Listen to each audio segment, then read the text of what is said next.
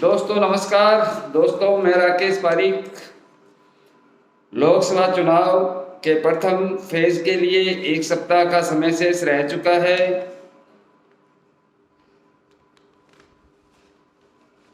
जनता के मध्य बिल्कुल शांति है, किसी प्रकार का कहीं कोई शोरगुल नहीं है, कहीं पता नहीं चल रहा है कि पब्लिक का रुझान क्या रहेगा।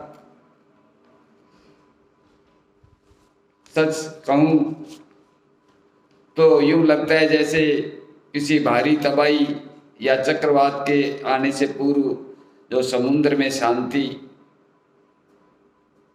होती है, जिस तरह से लहरों का ठहराव होता है और एकदम से भीषण किसी चक्रवात या तूफान से सब कुछ बर्बाद हो जाता है। संभावनाएं तो इस लोकसभा चुनाव को देखते हुए यही लग रही है। कुछ गाहे बगाहे कहीं से कुछ बातचीत आती है सामने तो भी ऐसा प्रतीत होता है कि जो भारतीय जनता पार्टी के कट्टर समर्थक हुआ करते थे वो लोग भी शांत चित्त हैं इस बार। तो इस बार कुछ भी नहीं कहा जा सकता कि लोकसभा चुनाव के बाद दिल्ली की गद्दी किसके हाथ लगेगी।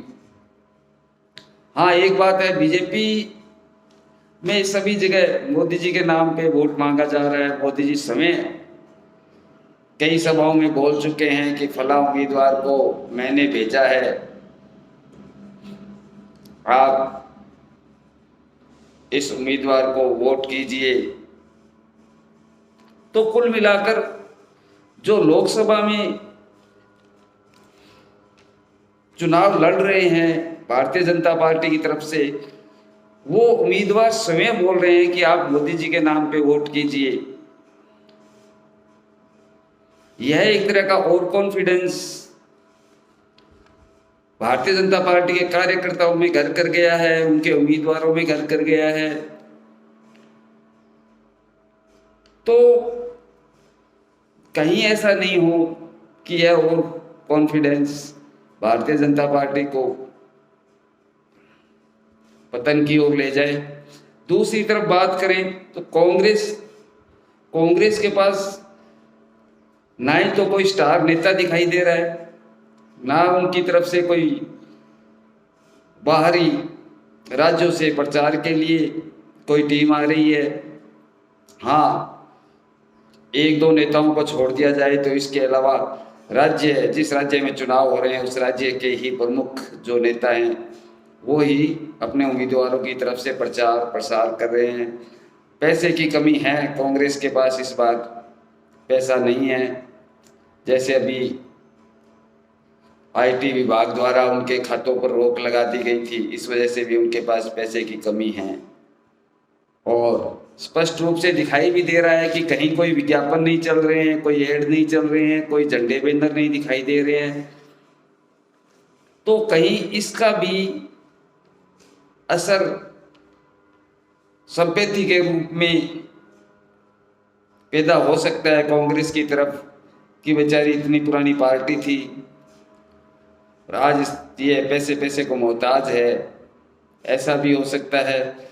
दूसरी तरफ कहा जाए तो कांग्रेस अंडर कॉन्फिडेंस में भी है, उसको कहीं ऐसा नहीं लग रहा कि हम चुनाव जीत जाएंगे, इसलिए वह मेहनत भी कर रहे हैं। हो सकता है इसका फायदा भी उन्हें मिल जाए। तो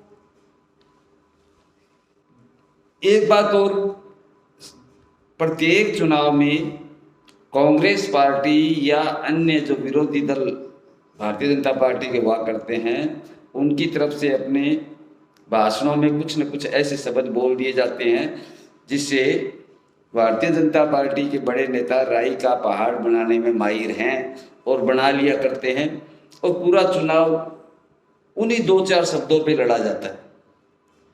इस बार कांग्रेस भी इस मामले में अभी तक शांत है। बड़े सदे हुए शब्दों में वो बोल रहे हैं, सदे हुए शब्द इस्तेमाल कर रहे हैं। दूसरी तरफ हमारे प्रधानमंत्री श्री नरेंद्र मोदी हैं, उनके एक दो भाषणों को सुना तो जिसमें वो स्पष्ट रूप से सेल्फ गोल करते हुए दिखाई दे रहे हैं। जैसे कि एक प्रमुख बात मैं आपको बताता हूँ, कांग्रेस पार्टी ने अपना एक बड़ा घोषणा पत्र जारी किया है और इतने बड़े घोषणा पत्र अक्सर नहीं पढ़े जाते और कांग्रेस पार्टी के पास में ना ही तो कोई ऐसा संसाधन है, न उनके पास कोई कार्यकर्ताओं की फौज है जो इस घोषणा पत्र को आम जनता तक ले जा पाती। लेकिन मोदी जी ने एक ऐसा सेल्फ गोल किया अपने भाषण में, वो बोल बैठे कि कांग्रेस के घोषणा पत्र में मुस्लिम लीग की छाप दिखाई देती है, या कुछ ऐसे ही मुस्लिम से रिलेटेड कुछ शब्द उन्होंने बोल दिए। अब क्या हुआ कि जो भारतीय जनता पार्टी के लोग थे या आम पब्लिक थी या कांग्रेस के लोग थे जिनको घोषणा पत्र से ज्यादा कोई लेना देना नहीं था, सिर्फ 4-5 गारंटियों के बारे में उनको पता था, अब उन सभी ने पूरे घोषणा पत्र को पढ़ लिया और अब उसमें जो बारीक से बारीक बात लिखी हुई थी, जैसा कल किसी मित्र ने मुझे फोन किया कि कांग्रेस के घोषणा पत्र में ये लिखा हुआ है कि संसद के अंदर एक दिन प्रधानमंत्री सभी सांसदों के जो क्वेश्चन होंगे उनके आंसर दिया करेंगे और 2 दिन जो विपक्ष के सांसद हैं वो प्रश्न पूछा करेंगे, उसके पश्चात एक दिन पूरा प्रधानमंत्री जवाब दिया करेंगे। ये जो माइनर बातें हैं पढ़ने के पश्चात लगता है कि हाँ, अरे इतनी गहराई तक भी यह पार्टी गई है। इस तरह की कुछ बातें हैं, जैसे 25 लाख का हेल्थ बीमा जो मुख्यमंत्री गहलोत ने राजस्थान में लागू किया था, उसको इस घोषणा पत्र में स्पष्ट रूप से यह गहलोत की छाप दिखाई दे रही है। इसमें उस स्कीम को लिया गया है, प्रत्येक नागरिक को 25 लाख का बीमा दिया जाएगा। तो ये ऐसी चीजें जो है वह आम पब्लिक के सामने आ रही है और यह भारतीय जनता पार्टी को स्पष्ट रूप से नुकसान देगी। अब दूसरी तरफ देखें तो प्रधानमंत्री नरेंद्र मोदी जिस भी सभा में जाते हैं वही उनका हल्ला गुल्ला शोर शराबा उस सभा में होता है और वही अपनी 2-4 पुरानी जो शब्द हैं, जो उनकी बातें हैं, वो रिपीट किया करते हैं। जैसे कि अक्सर वो वंशवाद पे बोलते हैं, परिवारवाद पे बोलते हैं, भ्रष्टाचारियों को मैं ये कर दूंगा, अभी तो जो मैंने चलाया वो फुलझड़ी थी, अब एटम बम चलेगा। इस तरह की ये जो लैंग्वेज इस्तेमाल करते हैं तो पब्लिक अब समझदार हो चुकी है। पब्लिक सब कुछ समझने लग गई है कि अरे यार, आपने 10 साल तो फुलझड़ी चलाई, मतलब फुलझड़ी का सीधा सा मतलब है हल्की सी चली और फुस हो गई, कोई धमाका नहीं कर पाई। तो आप 10 साल में कोई धमाका नहीं कर पाए, खाली फुलझड़ियां ही चला रहे थे, अब आप कौन सा बम चला देंगे भाई। तो ये इस तरह के जो भाषण दे रहे हैं पब्लिक सब कुछ समझने लग गई है। दूसरी तरफ राहुल गांधी, जिसे एकदम भारतीय राजनीति में पप्पू बना दिया गया था, वो सामाजिक न्याय पे बात करते हैं तो उनकी सभा में पब्लिक शांतचित्त होके उनकी कही हुई बातों को सुनती है। इसका स्पष्ट संदेश जाता है कि पब्लिक के दिमाग में कुछ न कुछ घुस रहा है, वो समझ रही है। वो गंभीर बातें करते हैं, महंगाई पे बात करते हैं, सामाजिक न्याय पे बात करते हैं, किसानों पे बात करते हैं, युवाओं पे बात करते हैं। तो पब्लिक के आजकल ये बातें समझ में आने लग गई है। दूसरी तरफ एक बात मैं और कहूंगा सामाजिक न्याय के साथ साथ कि ये जो अग्निवीर योजना थी, यह कांग्रेस पार्टी को बहुत ज्यादा फायदा पहुंचाएगी और इसका भारतीय जनता पार्टी को बेहद नुकसान होगा। चाहे अभी नहीं दिखाई दे रहा हो, लेकिन एक बहुत बड़ी युवाओं की खोज है जो अपना प्रथम first vote Bharatiya Janata party को मोदी के नाम पे किया करती थी। अब कुछ जो क्षेत्र हैं, जैसे विशेषकर राजस्थान का कुछ हिस्सा है, हरियाणा है और कुछ पंजाब के क्षेत्र हैं, इसके अलावा जो पहाड़ी पूर्ववर्ती राज्य हैं, उनके लोग, उनके पास कोई आय का जरिया नहीं है और वो किसी दूसरी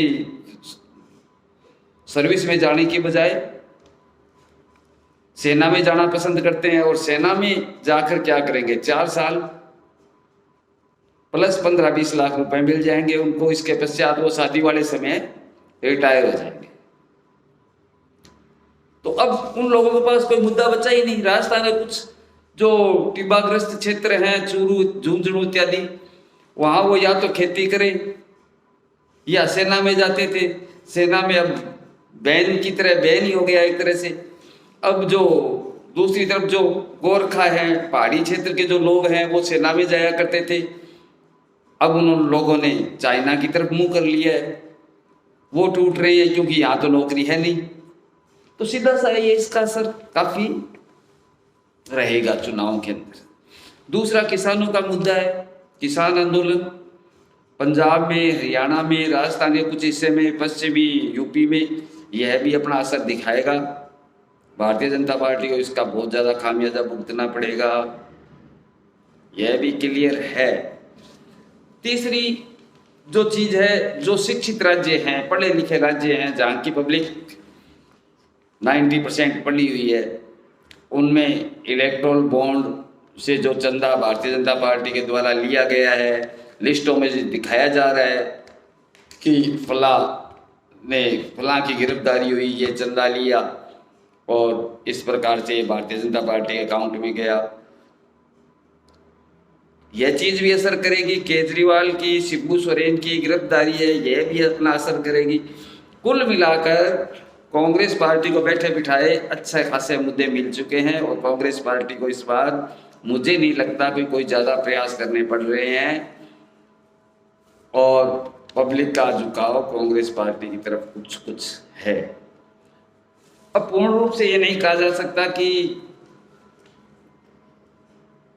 सत्ता में कौन आ रहा है, लेकिन ये सब चीजें हैं वो उनका थोड़ा बहुत असर सभी जगह दबी हुई जुबान में सभी बोल रहे हैं। अब थोड़ा बात कर लेते हैं संपूर्ण देश के लिए। संपूर्ण देश की स्थिति यदि हम देखें, संपूर्ण देश की स्थिति यदि हम देखते हैं तो वर्तमान में स्थिति यह दिखाई दे रही है कि दिल्ली में 7 लोकसभा की सीटें हैं, जिनमें से भारतीय जनता पार्टी को 4 सीटें मिलने की संभावना दिखाई दे रही है। दूसरी तरफ जम्मू एंड कश्मीर में 5 लोकसभा की सीटें हैं, उनमें से भारतीय जनता पार्टी के खाते में 1 सीट आ रही है। लद्दाख में 1 सीट थी, लेकिन अभी जो हालात वहाँ के हैं उसको देखते हुए भारतीय जनता पार्टी को वहाँ कोई सीट नहीं मिल रही है। ये 1 सीट भी किसी अन्य पार्टी के खाते में जा रही है। लक्षद्वीप में 1 सीट है, भारतीय जनता पार्टी के खाते में इस बार वो सीट नहीं आ रही है। पांडुचेरी में भी 1 सीट है, इस बार भारतीय जनता पार्टी के खाते में यह सीट नहीं आ रही है। दमन द्वीप कोई सीट नहीं मिल रही है। चंडीगढ़ की सीट भी इस बार भारतीय जनता पार्टी को नहीं मिल रही है। अंडमान निकोबार की 1 सीट है, उसमें वो है भी भारतीय जनता पार्टी को नहीं मिल रही है। ये छोटे छोटे जो राज्य हैं इनमें 1, 2, 4, 5 सीटें हैं, वो भारतीय जनता पार्टी यहाँ पे कहीं भी नहीं है। हाँ, उत्तराखंड की बात करें तो 5 में से 5 सीटें भारतीय जनता पार्टी को मिल रही हैं। वेस्ट बंगाल में पिछली बार भारतीय जनता पार्टी को लगभग 18 सीटें प्राप्त हुई थी, वहाँ पे 42 सीटें हैं, जिसमें से इस बार भारतीय जनता पार्टी को केवल 12 सीटें ही मिलने का अनुमान है। आंध्र प्रदेश में कुल 25 लोकसभा की सीटें हैं, जिसमें से भारतीय जनता पार्टी को एक भी सीट नहीं आ रही है। ये दक्षिण भारत के राज्य हैं। अरुणाचल प्रदेश में 2 सीटें हैं, जिसमें से भारतीय जनता पार्टी को 1 सीट मिलने का अनुमान है। आसाम में 14 सीटें हैं, जहां क्लीन स्वीप किया था भारतीय जनता पार्टी ने। इस बार 14 में से उनके खाते में 7 सीटें आ रही हैं। बिहार में उनकी 26-27 सीटें थी पिछली बार, लेकिन इस बार 40 में से 13 सीटें उनके खाते में आ रही है। छत्तीसगढ़ की बात करें, 11 में से 6 सीटें भारतीय जनता पार्टी को प्राप्त हो रही है। गोवा की बात करें, 2 में से 1 सीट भारतीय जनता पार्टी को प्राप्त हो रही है। सबसे बड़ा चमत्कार हो रहा है गुजरात में। गुजरात जो मोदी का गढ़ है, गुजरात में बिना मोदी जी की इजाजत पत्ता भी नहीं हिल सकता। वहां पर इस बार कांग्रेस और आम आदमी पार्टी सेंधमारी कर रही है। वहां पे काफी हल्ला है। गुजरात के अंदर 26 में से 22 सीटें, जो पिछले दोनों लोकसभा चुनाव में भारतीय जनता पार्टी को 26 में से 26 सीटें प्राप्त हुई थी, इस बार उन्हें वहां से भी झटका लग रहा है 4 सीटों का। उनके भारतीय जनता पार्टी के खाते में ओनली 22 सीटें आ रही है। हरियाणा में सभी सीटें भारतीय जनता पार्टी के पास थी। इस बार 10 सीटों में से 4 सीट, केवल 4 सीटें भारतीय जनता पार्टी के खाते में आ रही है। और भारतीय जनता पार्टी के जो या दुष्यंत चौटाला की पार्टी के जो लोग वोट मांगने के लिए जा रहे हैं, तो उनको गांव में घुसने नहीं दिया जा रहा। कल मैं टीवी पर देख रहा था, अजय चौटाला की गाड़ी को लोगों भीड़ ने लौटा दिया। भारतीय जनता पार्टी के नेताओं को लौटा रहे हैं, पूरा स्पष्ट दिखाई दे रहा है। तो किसी को गांव में नहीं घुसने दे रहे। फिर भी मैं हरियाणा में 10 में से जो शहरी सीटें हैं, वो 4 सीटें भारतीय जनता पार्टी को देना चाहता हूँ। तो यहाँ 10 में से 4 सीटें भारतीय जनता पार्टी को आएगी। अब बात करते हैं हिमाचल प्रदेश की, तो 4 में से 2 सीटें भारतीय जनता पार्टी को मिल रही है यहाँ से। झारखंड में स्थिति भारतीय जनता पार्टी की सही नहीं है, क्योंकि शिबू सोरेन को उन्होंने गिरफ्तार करवाया है। आदिवासी लोग हैं वहां पर, तो यहाँ स्थिति विकट है। झारखंड मुक्ति मोर्चा और कांग्रेस मिलकर यहाँ चुनाव लड़ रहे हैं। तो यहाँ 14 सीटें हैं, 14 में से 5 सीटें भारतीय जनता पार्टी को मिलने की संभावना है। अब बात करते हैं सबसे महत्वपूर्ण राज्य कर्नाटका की। कर्नाटका में इस बार बहुत काफ़ी कमज़ोर स्थिति में है भारतीय जनता पार्टी। 28 सीटें हैं वहाँ पे, 28 में से 7 सीटें भारतीय जनता पार्टी को मिल रही है। केरला में 20 सीटें हैं, जिसमें से कोई सीट भारतीय जनता पार्टी को प्राप्त नहीं हो रही है। यह भी दक्षिण भारत का राज्य है। अब बात करते हैं खुशी की। मध्य प्रदेश में 29 सीटें हैं, 29 में से पिछली बार 28 आई थी भारतीय जनता पार्टी के खाते में। इस बार 24 सीटें आ रही है। बात करें महाराष्ट्र की, महाराष्ट्र में 48 सीटें हैं कुल लोकसभा की, जो कि यूपी के बाद में सेकंड नंबर पे महाराष्ट्र आता है।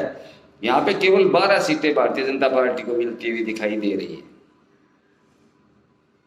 अब बात करते हैं मणिपुर की। मणिपुर जल रहा है, सुलग रहा है, मोदी जी वहाँ नहीं गए हैं, ये सब चीज़ें हम सुनते ही आ रहे हैं। वहाँ 2 सीटें हैं लोकसभा की, जिसमें से भारतीय जनता पार्टी को कोई सीट प्राप्त नहीं हो रही है। मेघालय में 2 सीटें हैं लोकसभा की, जिसमें से भारतीय जनता पार्टी को कोई सीट प्राप्त नहीं हो रही है। मिजोरम में 1 सीट है, भारतीय जनता पार्टी को कोई सीट प्राप्त नहीं हो रही है। नागालैंड में 1 सीट है, यहाँ भी भारतीय जनता पार्टी को कोई सीट प्राप्त नहीं हो रही है। बात करें उड़ीसा की, उड़ीसा में 21 सीटें हैं लोकसभा की। यहाँ बिजू जनता दल के साथ में गठबंधन नहीं हो पाया भारतीय जनता पार्टी का, क्योंकि मोदी जी को ये लग रहा था कि मैं अकेले ही चुनाव जीत सकता हूँ। तो यहाँ भारतीय जनता पार्टी को 7 सीटें मिलने का अनुमान है, 21 में से 7 सीटें। पंजाब में कुल लोकसभा की 13 सीटें हैं। यहाँ आम आदमी पार्टी और कांग्रेस अलग अलग चुनाव लड़ रही है, दोनों आमने सामने। वहीं अकाली दल और भारतीय जनता पार्टी भी अलग अलग चुनाव लड़ रहे हैं। तो इन 13 सीटों में से भारतीय जनता पार्टी को 2 सीटें मिलने का अनुमान है। राजस्थान में इस बार बड़ा खेला होने वाला दिखाई दे रहा है। राजस्थान की 25 लोकसभा सीटें हैं जो 2014 और 2019 में भारतीय जनता पार्टी ने क्लीन स्वीप किया था। इस बार स्थिति विपरीत दिखाई दे रही है। यहाँ मैं अलग से भी इसके बारे में आज चर्चा करूंगा आपसे। 25 में से 14 या 15 सीटें भारतीय जनता पार्टी को मिलती हुई दिखाई दे रही है।